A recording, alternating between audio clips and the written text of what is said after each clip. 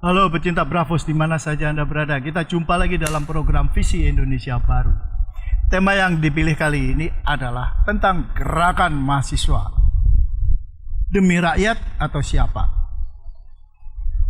Sekarang ini yang pasti gerakan mahasiswa telah terus bergulir dari hari ke hari dan mereka selalu menyuarakan kepentingan rakyat. Mereka selalu menyuarakan masa depan Indonesia yang lebih baik. Tapi pada saat yang sama kita juga melihat bahwa ada upaya yang sangat serius untuk memecah belah gerakan mahasiswa. Karena mahasiswa ini dianggap sebagai suatu kekuatan politik yang sangat dahsyat. Kekuatan politik informal tapi sangat menentukan. Kita tahu dua presiden Indonesia ditumbangkan oleh gerakan mahasiswa. Nah, sekarang saya akan bertanya kepada seorang tokoh mahasiswa Indonesia, Ketua Badan Eksekutif Mahasiswa Universitas Indonesia, yang kebetulan satu alma mater dengan saya. Bayu Satria Utomo. Nah, Bung Bayu. Siap.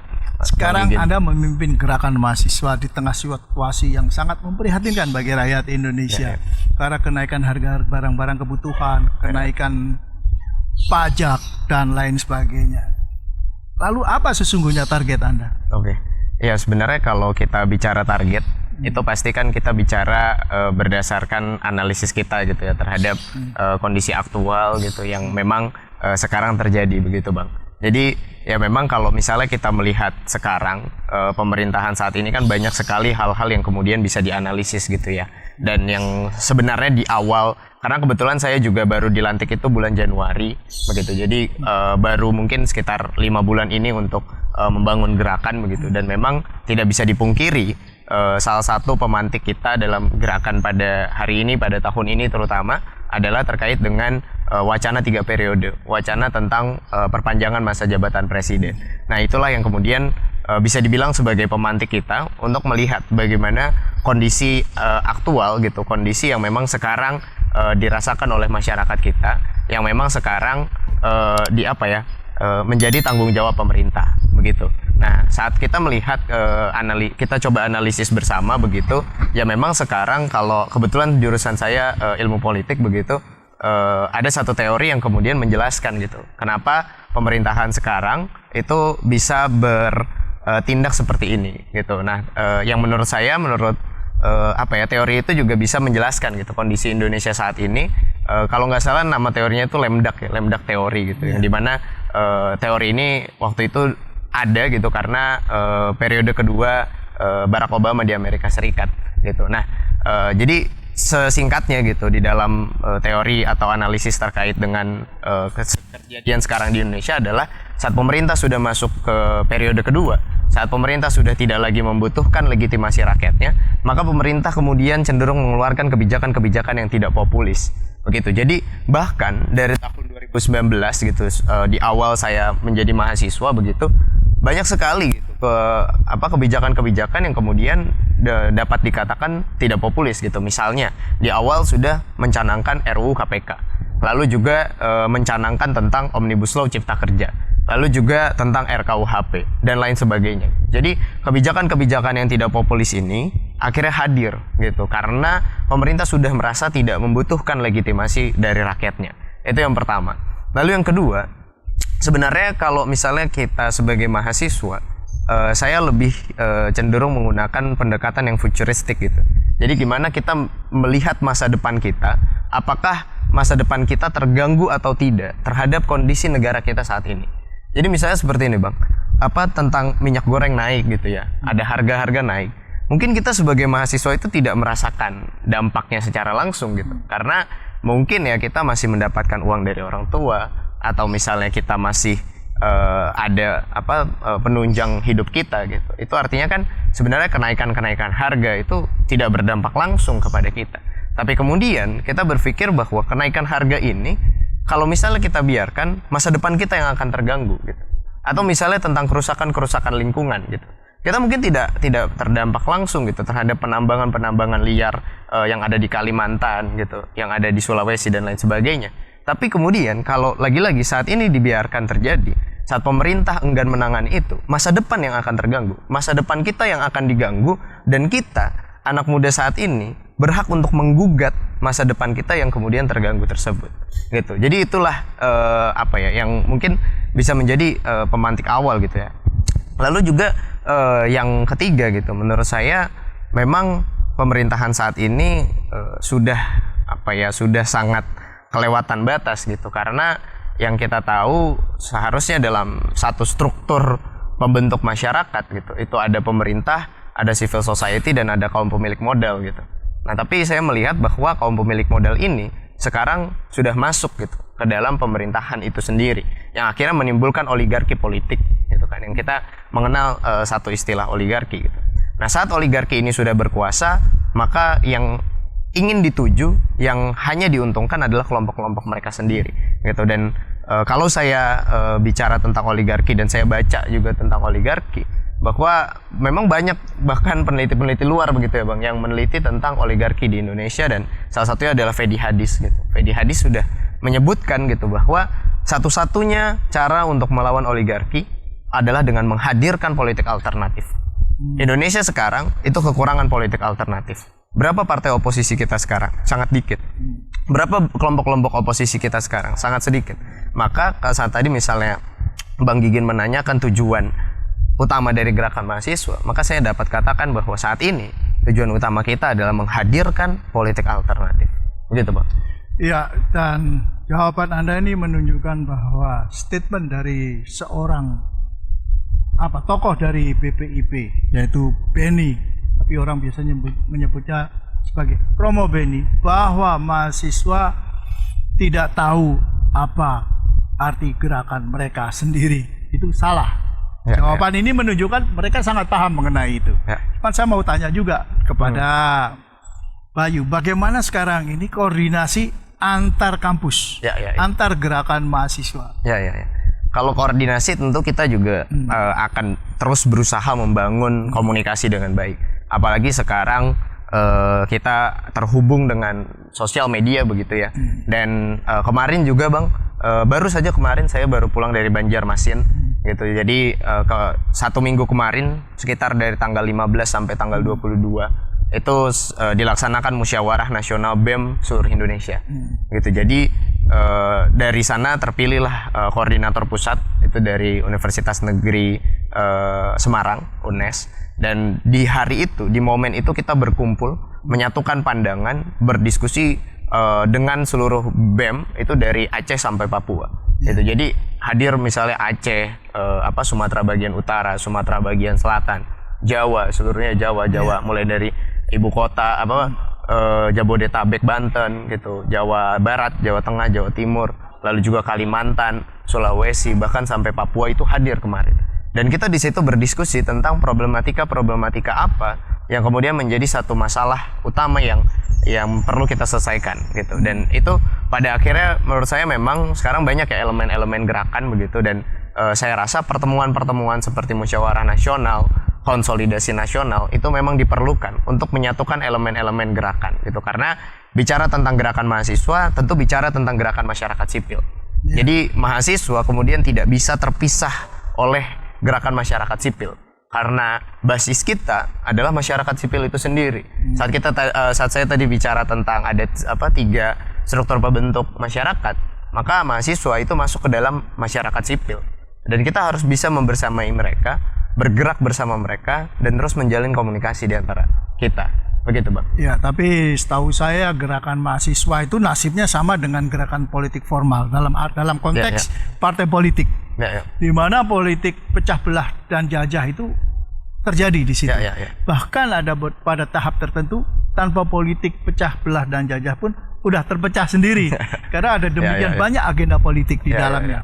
Dalam hal ini misalnya saya lihat kekuatan politik formal Islam. Kalau saya berbicara dengan tokoh-tokohnya, semua menyadari betapa pentingnya arti persatuan.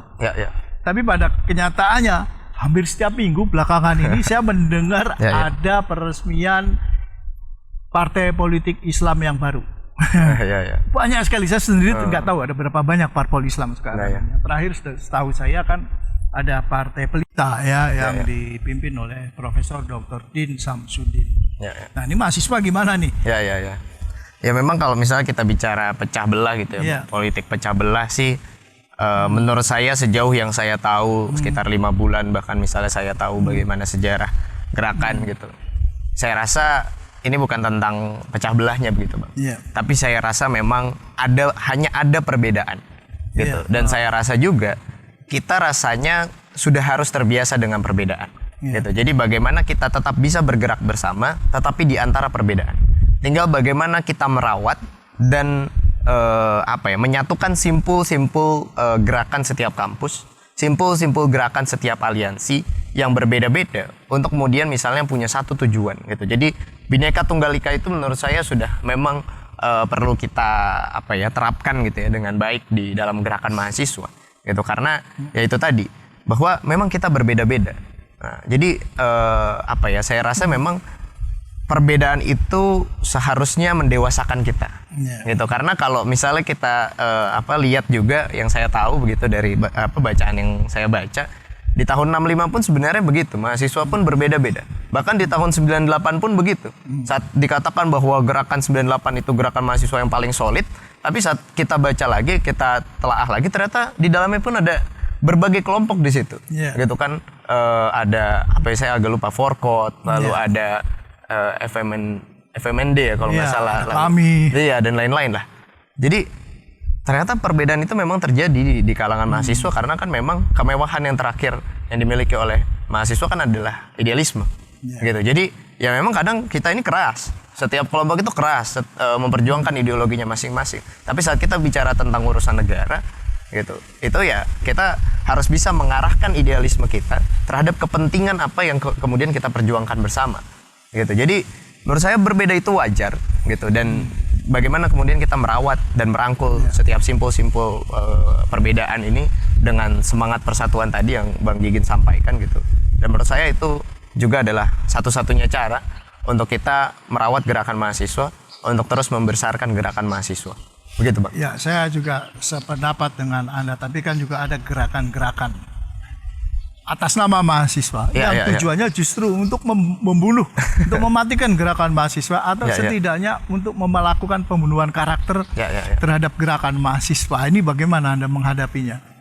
Kalau itu ya menurut saya sebenarnya saya sendiri tidak terlalu ambil pusing, begitu, Bang. Karena saat misalnya saya mengambil pusing itu dan misalnya kita berkoar-koar di media bahwa gerakan ini adalah gerakan yang mencederai karakter dari gerakan mahasiswa gitu. Lalu kita sebutkan terus namanya gitu. Menurut saya mereka akhirnya numpang tenar gitu di kita. Jadi saya kalau misalnya ada isu-isu seperti itu, ya sudah, biarkan saja gitu. Biarkan saja mereka mati karena ketidak adanya karakter dan idealisme yang mereka anut sebagai mahasiswa. Gitu. Biarkanlah mereka coba melakukan berbagai cara untuk mempengaruhi mahasiswa yang tentu tidak akan berhasil. Gitu. Jadi saat misalnya saya bukan berarti mendukung begitu ya, tapi lebih kepada ya biarkan saja gitu. Karena ya itu tadi menurut saya kita ini gerakan mahasiswa sudah banyak mendapat sorotan media, tadi kan Bang Gigin juga bilang gitu, mendapat sorotan masyarakat gitu. Ya saat kita merespon hal-hal yang sifatnya seperti itu, menurut saya akhirnya mereka yang diuntungkan dari kita. Itu jangan sampai gerakan-gerakan seperti itu kan diuntungkan dari kita. Itu jadi saat kita menghitung untung ruginya itu jelas gitu, bahwa ya jangan sampai kita melakukan tindakan-tindakan yang mungkin tujuannya adalah mengkritik mereka gitu, men-statement bahwa gerakan kita ini dan itu, tapi ternyata malah menguntungkan mereka gitu. Menurut saya begitu, Bang. Sepengetahuan saya, setiap gerakan mahasiswa, setiap angkatannya itu selalu ada aktivis palsu atau aktivis mata duitan atau apalah namanya. Saya ingat dulu zaman Bung Karno, gerakan-gerakan mahasiswa anti Bung Karno itu luar biasa. Mereka bercita-cita menumbangkan Soekarno untuk membangun demokrasi. Wah, hebat sekali. Tapi kenyataannya setelah Bung Karno jatuh diganti oleh rezim baru, mereka justru ikut-ikutan menindas demokrasi. Iya kan? Tahun 98 juga begitu. Saya kenal beberapa orang bahkan waktu tahun 97, 96, 97 sampai 98 itu mereka tampak sangat idealis. Tapi begitu masuk ke era reformasi, mereka berubah total karena katakan harta dan tahta menjadi sangat anti demokrasi. Ya. Mereka setuju pada adanya tahanan politik dan lain sebagainya. Nah, bagaimana pendapat Anda soal hal-hal seperti ini? Karena mungkin di angkatan Anda juga tidak terbebas dari orang-orang seperti itu. Ya, menurut saya ini memang satu fenomena yang menarik dalam gerakan mahasiswa saat saya pelajari terhadap gerakan mahasiswa gitu kan. Karena ya memang kan sebenarnya salah satu kritik terhadap misalnya pemikiran revolusi gitu ya, pemikiran revolusioner itu kan setelah revolusi lalu apa? Gitu kan. Itu kan kemudian yang menjadi pertanyaan besar begitu. Dan ya memang kadang kita mahasiswa pun tidak berpikir gitu. Setelah ini kita mau ngapain gitu kan. Jadi setelah apa yang kita lakukan ini. Dan akhirnya terjerumuslah mereka ke dalam sistem yang sudah buruk dan busuk gitu. Jadi menurut saya ini memang fenomena yang hadir di tahun-tahun sebelumnya dan semoga tidak hadir di era sekarang gitu. Kenapa? Karena saat misalnya kita bicara tentang gerakan mahasiswa tadi misalnya tujuan utamanya tentang demokrasi dan kesejahteraan. Nah, bagaimana kemudian kita tidak menyalahkan teman-teman kita yang masuk sistem asal mereka terus memperjuangkan dua hal ini, demokrasi dan kesejahteraan. Gitu. Dan itu menurut saya hanya akan terwujud saat misalnya kita mengubah bentuk negara kita gitu yang memang cita-cita dari awal kita gitu ya, negara kita keadilan sosial gitu bagi seluruh rakyat Indonesia dan adanya subsidi serta peran negara yang begitu besar gitu, bahwa kita bisa melihat sekarang negara-negara yang punya indikator kebahagiaan yang tinggi, demokrasi juga berjalan serta kesejahteraan masyarakatnya itu terjamin adalah negara-negara yang menganut welfare state gitu, negara kesejahteraan gitu. Jadi misalnya negara-negara di Skandinavia gitu kan, pendidikan gratis, kesehatan gratis gitu, ya kesejahteraan terjamin. Nah itu karena menurut saya adalah bentuk peran pemerintah yang sangat luar biasa di sana. Jadi itulah yang kemudian menurut saya perlu diperjuangkan gitu, bahwa demokrasi dan kesejahteraan itu menjadi satu tujuan gitu ya, satu hal yang memang harus kita pegang dan harus terus diperjuangkan gitu. Jangan sampai saat kita udah di dalam sistem, saat misalnya revolusi itu sudah terjadi atau di 98 reformasi itu sudah terjadi, malah kita termakan gitu oleh sistem sekarang yang cenderung mengarah kepada neoliberalisme, cenderung mengarah kepada kapitalisme yang saat sebenarnya diuji coba gitu di Indonesia ternyata tidak cocok gitu, ternyata tidak menghasilkan kesejahteraan dan tidak menghasilkan stabilitas politik gitu. Jadi itu yang menurut saya memang jadi satu analisis gitu ya, dari misalnya tahun-tahun sebelumnya yang hari ini maka saat kita bicara ini, maka seluruh mahasiswa pun harus tahu gitu bahwa pernah terjadi hal-hal seperti demikian di tahun-tahun sebelumnya dan jangan sampai terulang di tahun ini, di era sekarang. Begitu Bang. Iya, oke. Menarik sekali apa yang Anda ungkapkan Bung Bayu, bahwa Anda tahu betul persoalan sebenarnya. Anda tahu betul gerakan mahasiswa saat ini apa. Dan mudah-mudahan Anda berhasil dan terus konsisten, jangan seperti sebagian kecil mungkin senior Anda semoga. Yang begitu revolusi selesai langsung cari kursi. Terus lupa Semoga. Gerakan-gerakan dia atau idealismenya yang asli. Oke, pecinta Bravos di mana saja Anda berada, itulah perbincangan saya yang sangat menarik dan tajam dengan Ketua Badan Eksekutif Mahasiswa Universitas Indonesia. Dan sekali lagi, Bravos. Bravos, your digital radio station.